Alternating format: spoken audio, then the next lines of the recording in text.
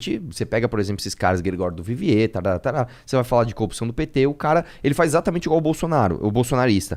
O bolsonarista, você critica o Bolsonaro, mas e o PT? Você critica o PT pra esses caras, porque o mensalão, mas e aí esse governo aí, Bolsonaro, fascista, Então, qual que é a nossa luta diária, cara? O que a gente tenta fazer todo dia? Cara, não passe pano, velho.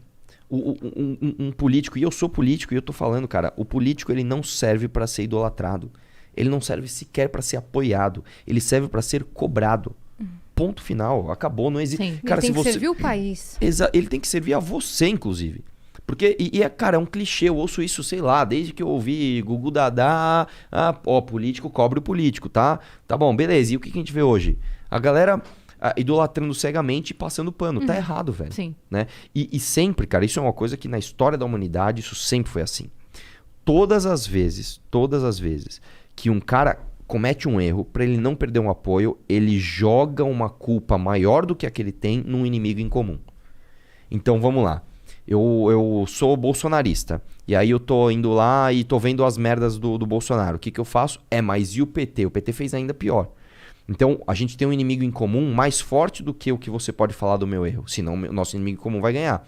O petista faz a mesma coisa. Então, uma coisa que eu falo pras pessoas é: não faça isso, cara. Não limpe a merda de um no outro. Né? Cara, é um clichêzaço. Você já ouviu isso da sua mãe 1 milhão de vezes. Um erro não justifica o outro, ponto final. E eu realmente acho que pode haver uma volta do PT ao poder. Eu realmente acho. Mas eu acho que diferente da primeira vez, a gente já tá com as armas apontadas, sabe? Já tá tipo, faz cagada aí. Né? Porque o meu medo, na verdade, é porque nesse caso a gente teria menos apoio. Não tô nem dizendo mídia no geral, mas de influencers no Twitter, por exemplo. Nessa cobrança. Eu acho que assim. Que hoje a gente tem forte. Sim. Mas aconteceram coisas graves antes que não tiveram essa cobrança forte. Eu acho que cada vilão dessa história tem suas ferramentas. Então vamos lá. Vamos pegar as ferramentas do PT. O PT tem sindicatos na mão. Sim. O PT tem parte da mídia que é petista e pronto, acabou. E se não quer chamar de petista, chame de psolista ou esquerda, mas tem uma grande parte da mídia que é enviesada e vai passar pano e pronto, final, ponto, vai ter. E esses caras, com a máquina na mão, eles têm a ferramenta máquina na mão deles.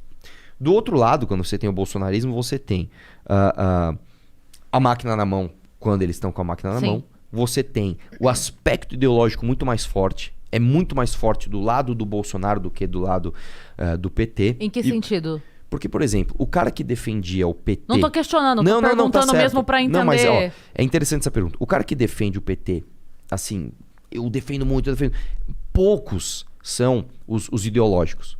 Normalmente, a grande massa da galera que defende o Lula e o PT é uma galera que viu, de alguma forma, a sua vida melhorar durante os governos petistas. Entendi. Então, ele tem ainda um calço de pragmatismo. Olha, eu não entendo muito dessa parte de ideologia, mas o que eu sei é que quando o Lula era presidente, eu comprei minha geladeira e comprei meu carro. Que aí é a pessoa que não entende de onde veio o plano real e toda a função econômica disso, que o Lula colheu esses frutos que não eram dele. Exatamente. O cara do Bolsonaro, não. A vida do cara do Bolsonaro, se você parar pra pensar, a vida do brasileiro, do Temer pra cá, só piorou. Só piorou. Dólar só aumentou, bolsa só caiu, a inflação tá gigante, poder de compra diminuindo. Só piorou, cara. Tudo piorou. Este cara, ele calca a sua defesa em quê? Em pura ideologia. Se você é contra o governo do Bolsonaro, não é como o lulista que ele fala assim, você então é contra eu comprar uma geladeira. Porra, na época do Lula eu comprava geladeira. Esse cara é o seguinte, você é contra o Bolsonaro, você é contra a família. Você é contra os cristãos. Você é contra o conservadorismo. Então você vê que são coisas... Os valores tradicionais Exatamente. da família brasileira. Você vê que tem muito mais um aspecto de seita do que o outro. E como eu te falei, cada lado tem as suas ferramentas. E aí a gente vai entrar numa discussão que ela é um pouco subjetiva, mas eu acredito que as ferramentas do PT estão enfraquecidas.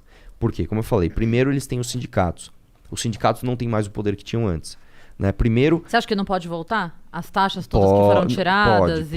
Pode, mas eu acho difícil, porque além dessa parte institucional que eles perderam, o imposto sindical obrigatório, etc., você tem hoje... Que foi um alívio, né? Foi. Você tem uma massa de informação muito maior. Antes, por exemplo, simplesmente não se discutia direitos trabalhistas. Você pegar quando o Lula ganhou, você não tinha o outro lado da moeda. Você não tinha pessoas falando por menos direitos trabalhistas. Você tinha um ou outro, mas era um mar de gente lutando pelos direitos trabalhistas. Quero direito trabalhista. Tarará.